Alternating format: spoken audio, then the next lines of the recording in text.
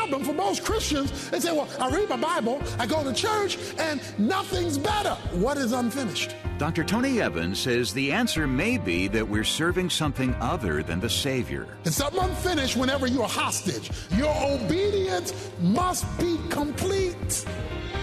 This is The Alternative with Dr. Tony Evans, author, speaker, senior pastor of Oak Cliff Bible Fellowship in Dallas, Texas, and president of the Urban Alternative. Whether it's drugs, alcohol, or just too much food or TV, a lot of us are caught up in behaviors we can't seem to stop. Let's turn to 2 Kings chapter 5 as Dr. Evans explains why our efforts at self-improvement fail and how we can break the cycle that keeps us trapped. A POW is a prisoner of war. It is a person who has been captured by the enemy, who is held hostage in the context of a conflict. It is where the opposition or the enemy now controls the movements, the actions, the reactions of the person who has been captured. Many Christians are POWs, prisoners of spiritual warfare. They have been captured by the enemy, and there appears to be no way of escape. They feel trapped by situations and circumstances that the world calls addictions. I want to talk about reversing the addiction curse. Paul says in 2 Corinthians chapter 10, verse 3, "For though we walk in the flesh, we do not war according to the flesh. For the weapons of our warfare are not of the flesh, but divinely powerful for the destruction of fortresses." What then is a fortress? An addiction, or to use a spiritual terminology, a stronghold. It is a negative pattern of thought which has been burned into our minds, creating as a mindset a situation as unchangeable, even though it is against the will of God. A fortress, addiction, a stronghold, is a pattern of thinking that has been burned into our minds that accepts a situation as unchangeable and unfixable, even though our conclusion about it goes against the will of God. It is the feeling of hopelessness that you have regarding the stronghold that you or someone you know happens to be trapped in. You can hear a person describe their stronghold because they will always say something like, "I can't help it. I can't stop it. I can't change it. I can't fix it." What they're saying is, it's got me, I don't have it. And when that stronghold really becomes prolific in the life of the individual, and I'm talking about Christians here specifically, then what happens is that they begin to identify their personhood by the stronghold. They will say, well, I am an alcoholic. I am a homosexual. I am a compulsive gambler. That thing has become so strong that now they don't know how to talk about themselves without describing themselves as that thing. They begin to believe what they say they are. In the Bible, a stronghold is more than gambling. It is the spirit of gambling. It is more than pornography. It is the spirit of immorality. It is a spiritual reality that is infusing this burning process upon you. And that is why if you are not able to address the spiritual cause, you're not really fully addressing its manifestation in the life. So a stronghold is a pattern that has been burned into your thinking so that you view as unchangeable a situation. And you know you're in it because there is hopelessness about it. Now, if we're going to cure it, whatever it is for you or me or us or others, then we need to understand the cause of it. If we're going to cure it, then we've got to understand the cause of it. And perhaps what I share with you today about reversing the addiction or stronghold curse, you will be able to utilize with someone in your family or some friend who's been trapped. They've gone to 12-step everything and have found no release from their situation. Well, let's look at the cause. He tells us in verse 5, we are destroying speculations and every lofty thing raised up against the knowledge of God, and are taking every thought captive to the obedience of Christ. At the end of verse 4, he says we must destroy fortresses or strongholds. Beginning of verse 5, he says destroy again, but then he says what you must destroy is not the thing itself. He says what you must destroy are speculations, knowledge, and thoughts. In other words, the problem is not in the habit, the problem is in the mind. The habit is the expression of the thinking. To fix the habit, you've got to fix the thought. So simply telling a person you should not do that is not enough. Because unless they've changed their thinking about the it that is controlling them, the it will keep controlling them. He says what you must destroy if you want to get rid of the fortress are the speculations, knowledge, and thought patterns that are the spiritual impetus behind the fortress being built in the first place. And all of those things, speculation, knowledge, and thoughts, arrive in the mind or the thinking. How does it get there? He tells you here in a very picturesque word that can change our lives. He says in verse 5, we are destroying speculations and every lofty thing.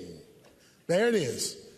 The cause of fortresses or strongholds is a lofty thing. Now, the question is, what is a lofty thing? Well, let me give you a synonym for the word lofty thing. A synonym for the biblical word lofty thing is the word partition. Partition. A lofty thing was a partition that had been lifted up. He says, if you're going to overcome the fortress, stronghold, or to use the popular word addiction, you must get rid of the partition. The partition in the mind. When a person is controlled by an addiction, stronghold, or fortress, it is because a partition has been raised up in their thinking. As long as that partition is up, the fortress will stand. But when the partition is dismantled, the fortress loses its authority. So rather than getting rid of the habit, we got to get rid of the partition. What is the partition designed to do? It is designed to block the flow of the knowledge of God from entering into the thinking of the saint who is living in the fortress.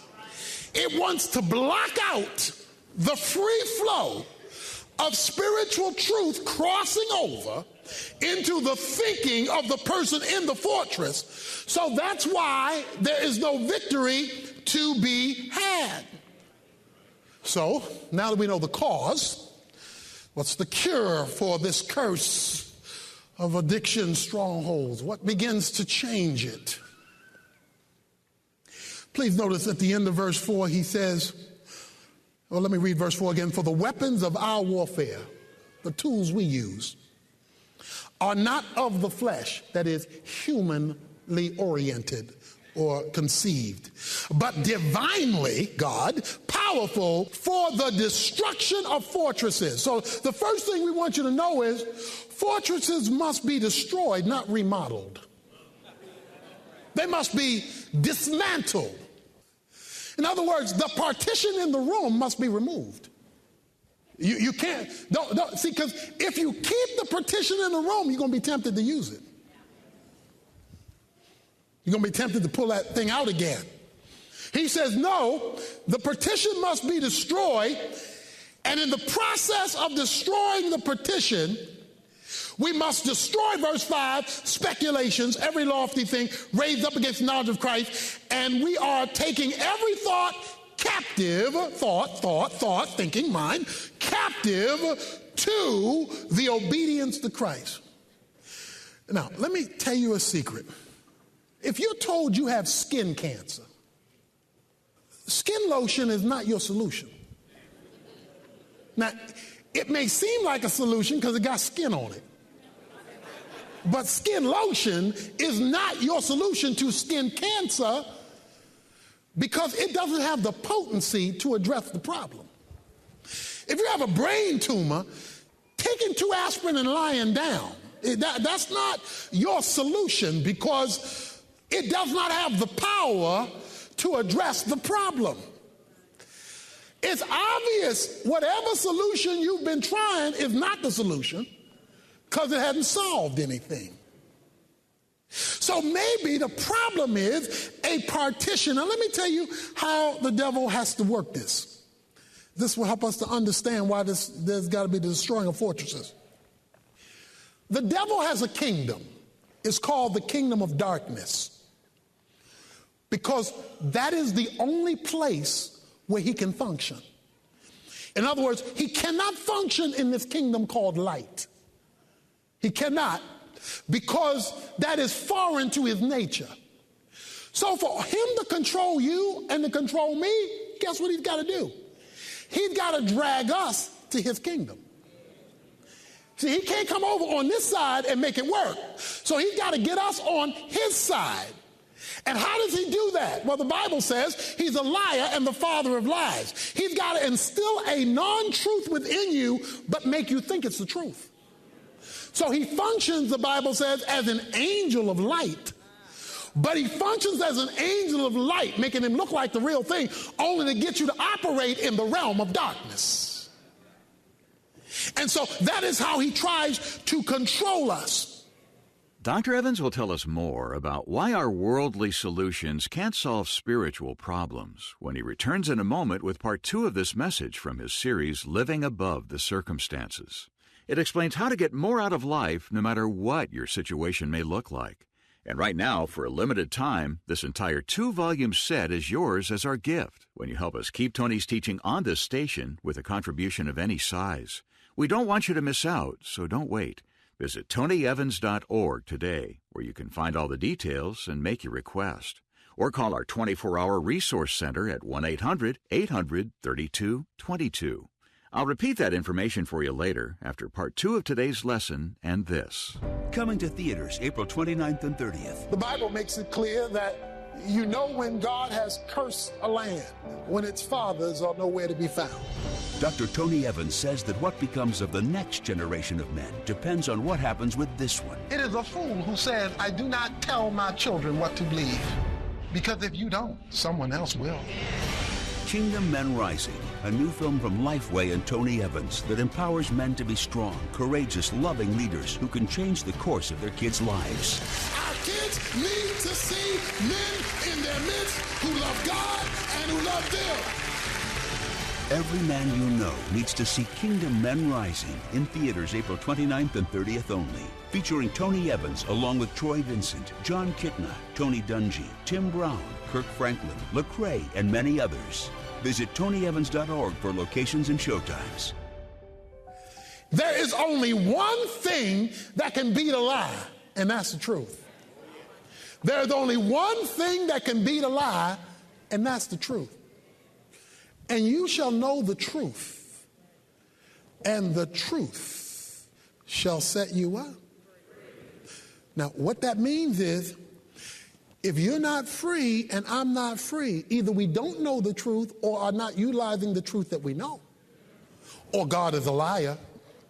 So if God is not a liar, because by two immutable things it is impossible for God to lie, that means that a fortress or a stronghold for which is holding us hostage, which means we're not free, is either we don't know the truth or we're not utilizing the truth that we know.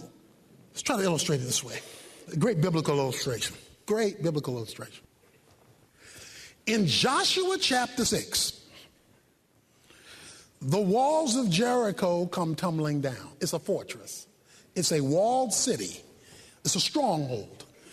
It is a stronghold that Israel is too weak to capture. They can't capture it because everybody's protected in the walls. If they storm the walls, they're going to die. The question is, how do we take down this stronghold, this fortress called Jericho? God comes up with an incredible idea that sounds, on the face of it, dumb. He tells them, here's what I want you to do. I want you to walk around the city once a day for 6 days. Then I want you on the seventh day to walk around it 7 times, the number of completion. Put the Ark of the Covenant out front, put the priest out front, and that's all I want you to do. Say what? What kind of military strategy is that? That sounds like somebody who doesn't know how to fight coming up with an idea like that. That doesn't make sense. Joshua, who's the military leader, now has a choice. Since what God just said doesn't make sense, let us lean to our own understanding of how to fight. Because what God just said is crazy. Nobody fights by walking around a wall exposed to the enemy like that. They all know we're here. There's no surprise tag. Nobody fights like that. So since God obviously doesn't know what he's doing, let's lean to our own understanding. Or, as Joshua said, God is God. It doesn't make sense, but let's do it God's way and let's see what happens. Verse 6. And we are ready to punish all disobedience when your obedience is complete. See, the reason why the fortresses still stand is because we're doing some of what God said. The destruction does not occur. The victory is not achieved until the obedience has been completed. When they walked around once on the first day, ain't nothing happened to those walls. When they walked around on the second day, third day, fourth day, fifth day, sixth day, walls still standing. They still look like fools.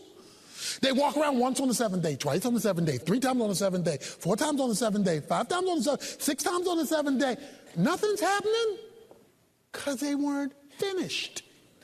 When they walked around the 7th time, and when the people began to shout in praise, cracks were walking all through the walls and the bricks began to shake, and all of a sudden the fortress that had been there for years, that was strong and vibrant and looked like it was never going to change, came crumbling down because God's Spirit intervened when obedience was finished.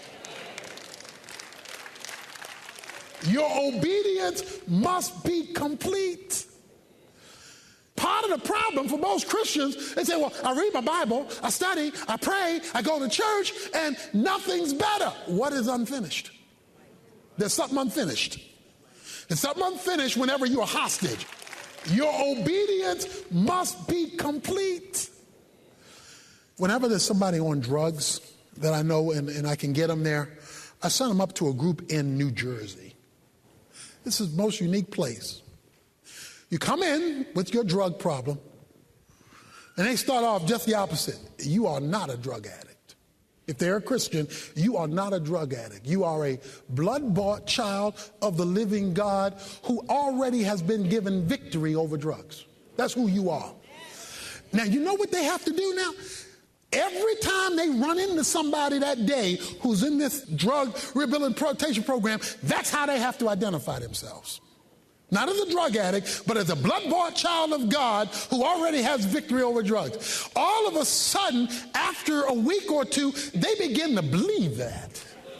They have a 75% success rate for drug addicts within 6 months of the time that they come there, no matter how long they've been on drugs, and all they use is the Bible. That's all they use.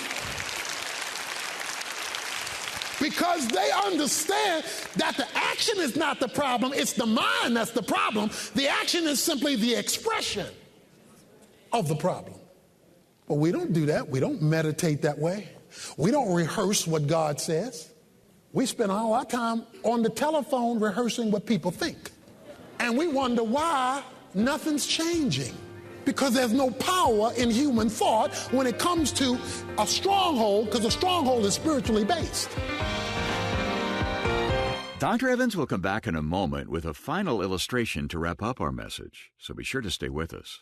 First, a quick reminder about that special offer I mentioned earlier. If you can help us continue this broadcast by making a donation of any amount, large or small, we'll say thanks by sending you all 15 CDs in our current series, Living Above the Circumstances. This is a limited-time offer, so don't put it off. Drop by our website, tonyevans.org, where you can get all the details and make the arrangements. Or give us a call at 1-800-800-3222. Staff members are standing by 24/7 to help you with resource requests. Again, that's 1-800-800-3222. Some of the toughest personal problems we face have beginnings that we can trace back before we were even born. Join us tomorrow as Dr. Evans talks about breaking generational curses. Right now, though, he's back with a final story that illustrates how our connection with Christ is the key to finding freedom. I was trapped in an elevator. That's an uncomfortable feeling in a high-rise when you're trapped in an elevator. Because you're talking about a stronghold, a small space stronghold, okay? The immediate reaction when this thing stopped between two floors, this is a number of years ago, but when it stopped between two floors was panic. Because we were trapped, stuck, couldn't get out. We were panicking. There were a couple reactions. Some people were crying, help, help, help, help. Nobody hearing nothing. Nobody hearing a thing. Now, were they sincerely crying out? Yes. Were they begging for help? Yes. Other folk were banging on the door. Bang, bang, bang, bang, bang, bang, bang, bang. Ain't nobody hearing that. But desperate people are going to do desperate things. And they were crying out. There was one calm man on the elevator. I simply walked to the other side, pulled out a latch, picked up the telephone. A voice said, "Is there a problem?" I said, "We're trapped on the elevator between this floor and this floor. Can we get some help? We'll be right there." See, everybody forgot about the phone. Everybody forgot about the phone. And we were so into being trapped that we forgot there's a phone linked to the fire station or the security department, and merely by picking up the phone, we were released from our hostage. All the human effort we put forth, bam, bam, bam, bam, bam, wouldn't work. The screaming, wouldn't work. But picking up the phone. You know why picking up the phone worked? Because there was a connection. See, it was linked to somebody who could come to the rescue. When you remove the partition and allow the knowledge of God to flow, there's a connection. And God will say, "Oh, you want my help, do you?" And you know the beauty of it? Once you get him on the line, you don't have to bang no more. You don't have to scream no more. In fact, a whisper will do, because you've connected with the power that has the resource to deliver you from your trap situation. The Alternative with Dr. Tony Evans is brought to you by the Urban Alternative and is made possible by the generous contributions of listeners like you.